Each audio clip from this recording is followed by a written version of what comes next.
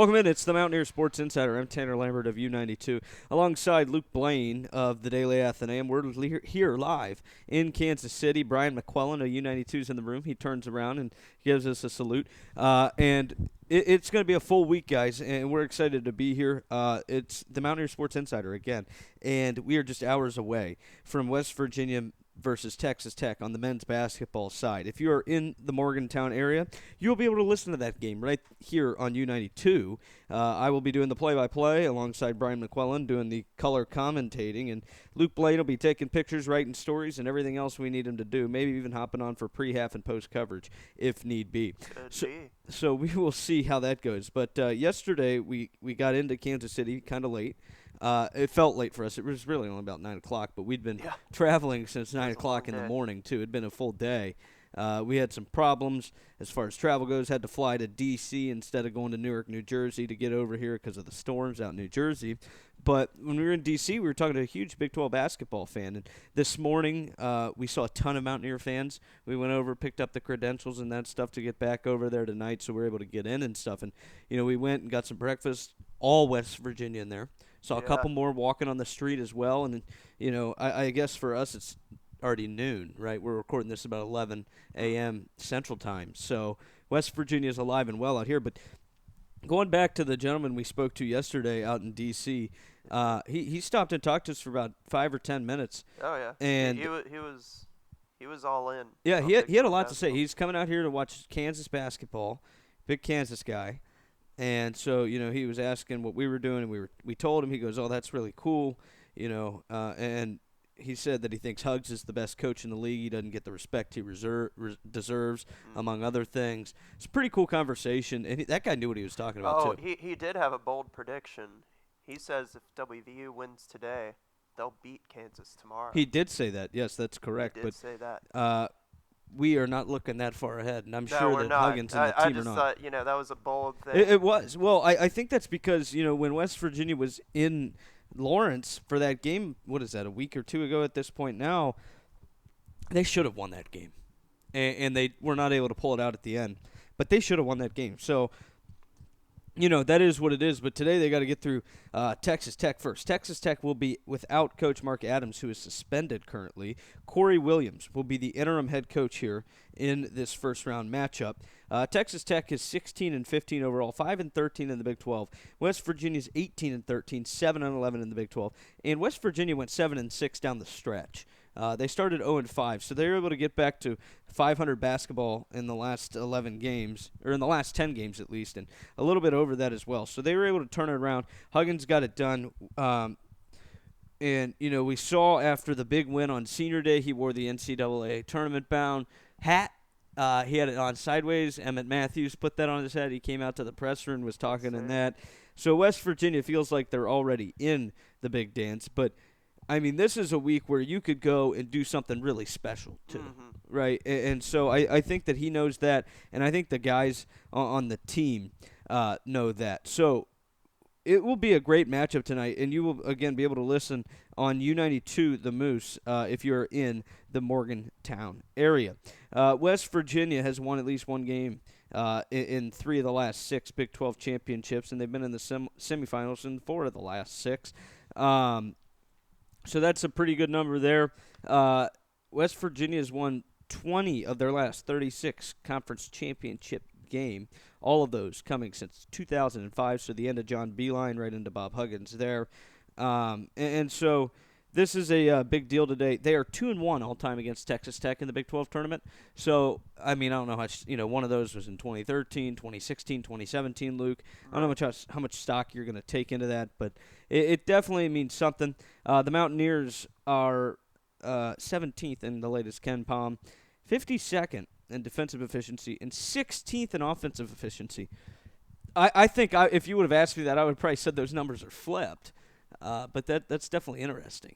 So this is a team that people say can score, and we'll see what the Mountaineers can do tonight. Previewing Texas Tech a little bit more for you before I let Luke really take over, as I've got all these notes ready to call the game tonight and that sort of thing. Kevin O'Banner, he leads the Red Raiders, and we saw what happened when Texas Tech came to Morgantown. It was a game West Virginia kind of dropped at the end of the day. But Kevin O'Banner leads the team with 14.4 points, 6.4 rebounds a game. Devian Harmon, 13.6 a game. 111 assists on the season. That's really good. They were both all Big 12 honorable mention. Pop Isaacs was a Big 12 freshman all-team, 11.3 a game, and he made 59 threes over the season. And so this will be very, very interesting tonight. As you look at who's hot right now, it's Fardwa Amik. He leads Tech with 14.8 points and 10.8 rebounds over the last 5 games. Kind of similar to what Eric Stevenson has done as far as the scoring goes, but Eric Stevenson scored at a much higher clip. He's got over 20 points a game in the last 5 games, I think, is the number. Yeah, Let me make sure I have that. He's scored 23 in 3 of them and 27 for 2. That's a really good number there from Absolutely. Stevenson. And so that's a good thing. And so I think that there's a lot that can be had for this Mountaineer squad, and I think Huggins knows that. I think that when you look at this Big 12 tournament this year, you know that Kansas is a very good team, but they're not Kansas, with Joel Embiid or something like that, where they are the clear cut. We will go and beat everybody. Kind of Kansas that we're used to seeing. Yeah, they got Grady Dick. Yeah, they got Wilson. They got all these guys, but they're a team that's also dropped some games, and they've been in a lot of close games. This is a Big 12 this year where anybody can beat anybody, I think, on any given day. I think so too. I mean, Texas Tech had them close. Yeah. That was a single-digit game recently, and I mean they lost to Texas too. So. Yeah, no. So it'll definitely be very interesting, I think. And so we'll see what happens. Huggins is excited to be here. He said a lot about it. You can go read that on the West Virginia Sports website. And it's going to be a big week here in Kansas City. So this is kind of a preview show for what we're going to have for you tonight. It's not going to be that long. We're going to break down the game a little bit. We know that if they do win tomorrow, they will play Kansas. So that's something that we already know, which is kind of nice about this Big 12 tournament, where you know what's going to be coming next, at least for right now. So they will play Kansas tomorrow at 2 p.m. Central Time if they win that. And that game will also be available for you on U92 The Moose, only terrestrially in the Morgantown area. But there's a lot to be had. On the latest Lenardi predictions, West Virginia is still, they're a team that's definitely in, Luke, but they are a team, too, that is kind of a lower seed than what I think they should be, where they are a 9 seed that would play Illinois and then in the second round play Alabama. And so if you can win some games this week, right, you can win today, you can win tomorrow, and then you're going to play the winner of Iowa State and Baylor. And if you can win that, you'll go to the Big 12 championship. You could move up to, maybe a 5 seed potentially. Yeah, I was thinking the same thing. Yeah. And I mean, I think given the rough stretch that they had in the Big 12, I think that right now, maybe, I can understand them putting him at a 9. That's almost right at mid-level, I guess. So, I don't know. But I think if you make a run here, I think, you're kind of forced to move him up. And I think, especially during the later half of the season, I think we've seen how strong the Big 12 is. Texas Tech started out, I forget how many of their first games they lost. But now, they're looking like a much better basketball team. And I think a lot of that comes from the return of AMAC to the team. Yeah, I think that you're right about that right there, Blaine. And they've been a better team as of late. And now, the other question is, too, they don't have their head coach today. And we're not going to really discuss why he's not there. We've all seen, the release that Texas Tech made and stuff. And I don't even know how much of a factor that could be in a game like this. Really, I think one of the main differences is the fact that the timeouts could be called differently and that sort of thing. But you never know how that could affect a game like this tonight. So we will see what they can pull off here because – again, there is a lot to be had. They don't need it, but it would be very nice if they could get it, right? Yeah. And so this will be interesting. The first 2 matchups between these 2 teams, the first one that was down in Lubbock, West Virginia won big by 15, 76 to 51, and then back at the Coliseum, it was a 78-72 loss where they had an 8-point lead with 8 minutes to go. They kind of just really crumbled at the end of that game. Brian, you and I were talking about that yesterday, Luke, and we had a long day of travel, so we had all day to discuss these things. And it was a game where they should have definitely won it, and it matters a lot now because they could have been the 7 seed in this tournament rather than being the 8 seed. And they could have played Oklahoma in the first round, and then if they could have beat Oklahoma, they'd play Texas instead. And so, I mean, I think that this team might rather actually play Kansas. Yeah, I think so. I mean, neither of the Texas games were exactly close, right? Yeah, the one in The one away Morgantown was like that was bad. Yeah, I forget the one first in Austin was horrible. The one in Morgantown was another one, kind of similar to that Tech game where they probably could have won it, and they lost by 8. That one was kind of back and forth. They could never get right back into it there towards the end of it. But they I think they match up a little bit better with Kansas anyway. So we'll see. There's no guarantees in this tournament either, and some of it is how healthy your team is. Some of it's how tired your team is and all the other things above that go with it, right? West Virginia, obviously, like always, had to travel the farthest to be here. And for Kansas, it's just a bus ride away, right? And for Iowa State, it's similar in that aspect. And some of these other schools. And so, there's some difference in time here and all this stuff.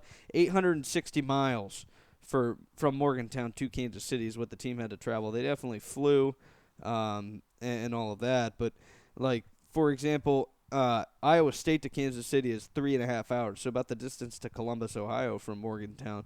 And from Lawrence, it's only 40 minutes. So driving. Yeah, I would imagine the team might even just drive over here every day. I'm sure they didn't, but the other student radio team probably is just going to drive over here every day of the tournament, and that sort of thing would be my guess. Because you have that ability. I mean, I think that if say for example the tournament was in Pittsburgh or something like that, you'd obviously see a ton of West Virginia fans at every event and all of these things. And so that's one of the benefits that befalls to Kansas. But for this Texas Tech team, it's going to be a little similar. And the atmosphere, everything I keep reading is that it's so great. They do this right. And, walking around over there this morning, Luke, you could see that it's going to be pretty cool. It was a little rainy this morning, but it's supposed to lighten up later. They had a full basketball court outside. Yeah, they have hoops set up. They have like a 3-point contest little thing set up. And I mean that I'm not sure if that's like a full size court, but it's a court with 2 hoops on each end. Yeah. So I mean that's something fun. I think the fan experience will be very great. Not that we get to experience that per se, but if I was a fan coming here, I would expect a good time. Yeah, and I think that's what they're gonna get. We'll tell you a little bit about the travel day yesterday now as we get into this one. We'll have a breakdown of the game tomorrow after it happens. Obviously, tonight's a big one. We've seen these teams split during the regular season. It's going to be a really good game, in my opinion. I think you're going to need a lot from Trey Mitchell and Eric Stevenson in particular. And I really think that they do need to get the bigs working again back down low.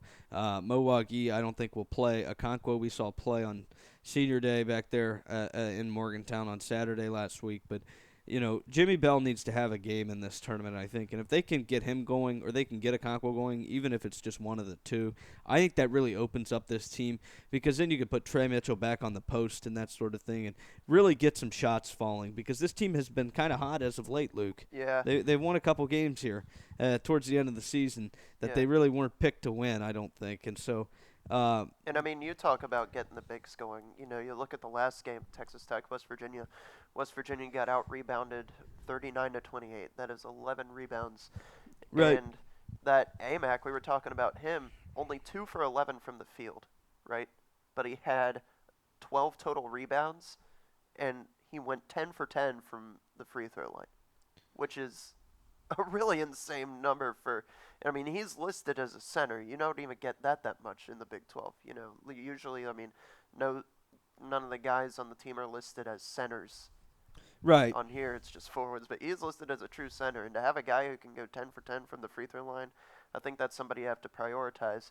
But I think it also, you look at Jimmy Bell, WVU really needs some defense out of him coming into today.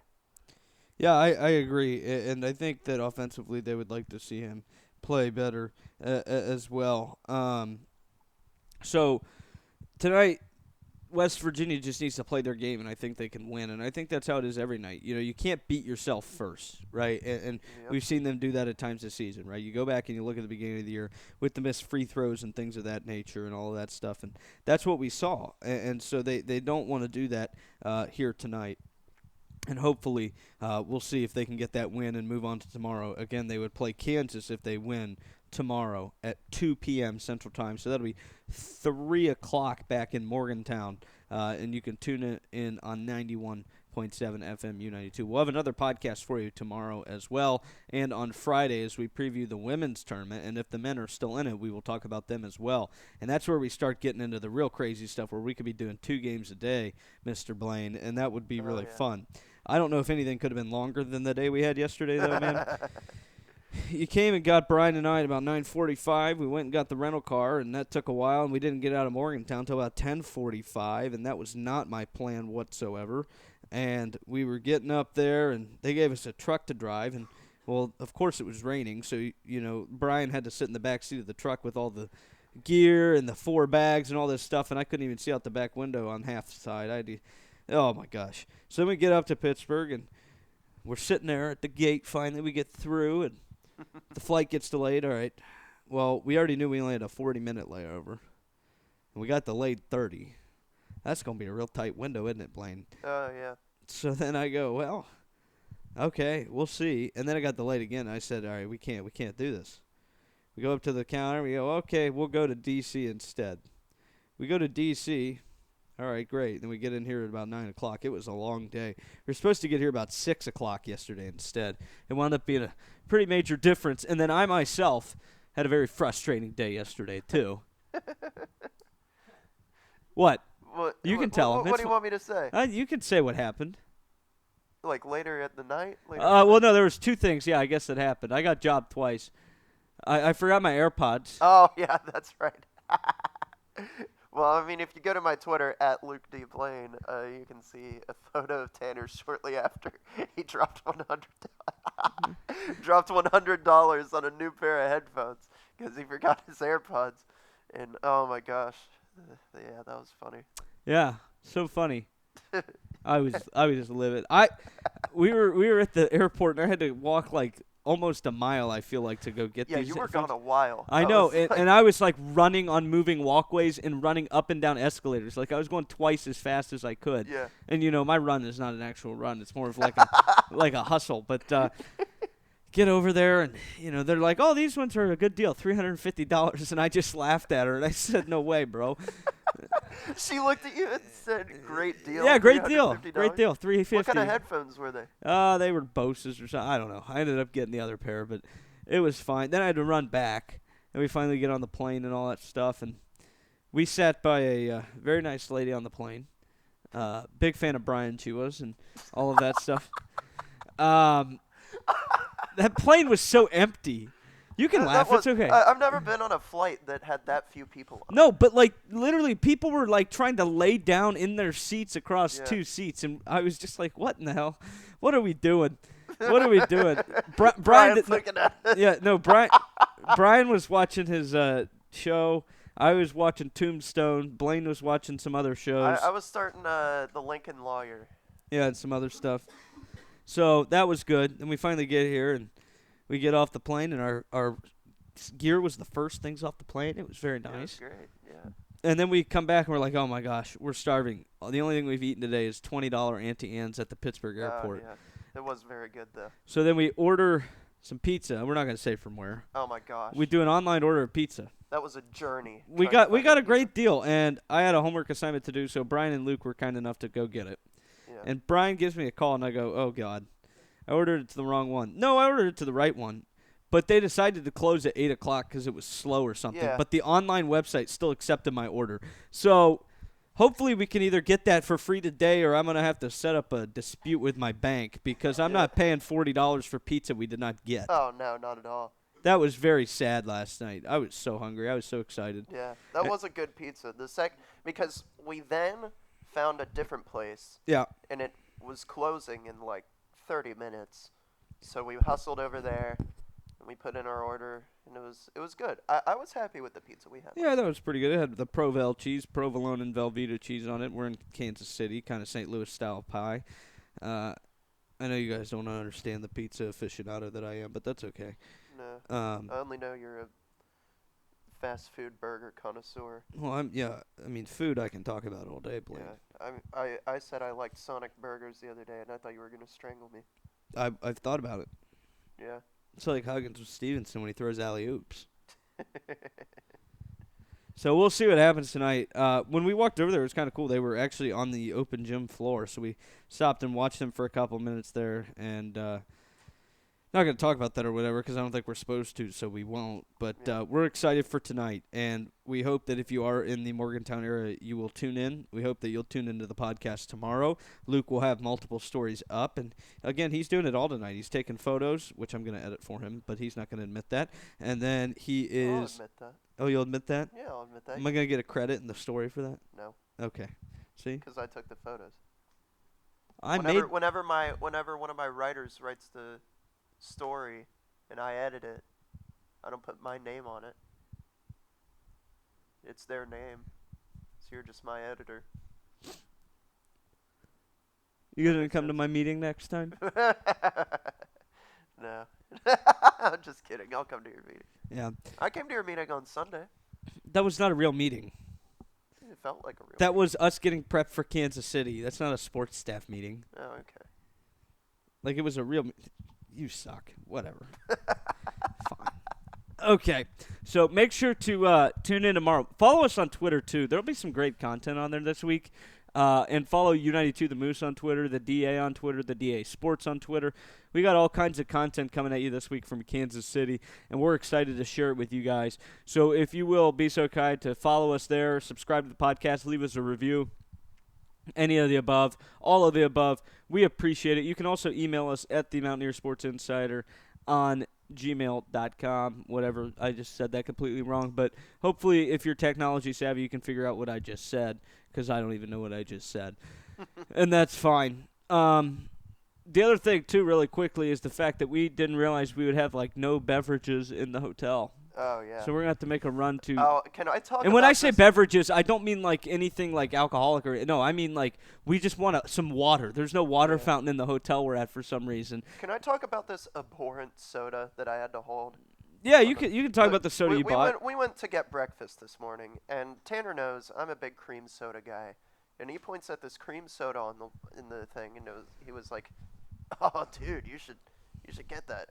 I mean, like, it looked good. I'm actually very excited to drink it. But we look over 2 spots over. There's a celery soda. Mm-hmm. Have you ever heard of that?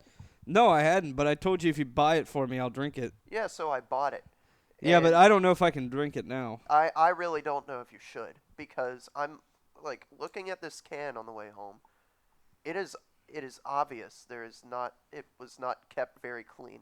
Like it's just a can of pop, right? Yeah, Like, let's be yeah. realistic, but it's got, like, dirt and rust on the lid. Yeah. And And it's got like cobwebs Yes. on the lid too. So my guess is that the celery soda, not very popular. No.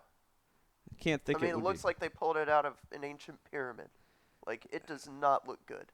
All right. Well, we'll see. Maybe we'll cut it open and see what happens. Yeah. I don't know. I Or mean, we'll I know just we make talked Brian about drink cleaning it. the top off. Yeah, Brian said he'll drink it. We have a celery soda review up on the podcast. Yeah, later, maybe too. we will. Maybe we'll have that for you. We'll be eating barbecue all week too. I know that you guys are probably jealous out there. We're excited about it. It's going to be a big week here for the Mountaineer Sports Insider and student media as a whole. So if you could throw us those follows on social, we'd appreciate it. And we thank you again for listening. This has been the Mountaineer Sports Insider preview of the Texas Tech West Virginia men's basketball game and kind of a story about how we got here. We'll be back again tomorrow. Make sure to tune in then.